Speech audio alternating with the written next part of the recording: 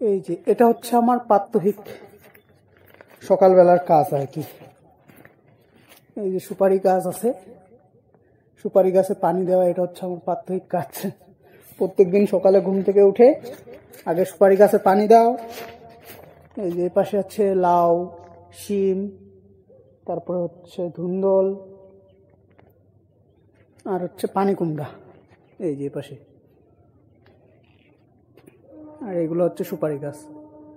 এখানে আপনার টোটাল সুপারি গাছ আছে 250-300 মতো আর কি। সবগুলো গাছেই সকালবেলা পানি দেওয়া লাগতেছে, কারণ বর্তমানে মৌসুম তো বুঝতে পারতেছেন, এই সময়টাতে হচ্ছে পানির চাহিদা প্রচুর পরিমাণে থাকে, মাটিতে কোনো রস থাকে না। এই যে দুই পাশে দুইটা ভার সাজায় পানি নিয়ে আসছে প্রত্যেকদিন আর কি।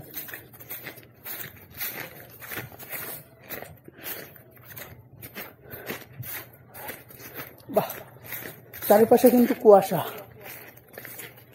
আর শিয়ালের ভয়, এই জায়গায় প্রচুর পরিমাণে শিয়ালের।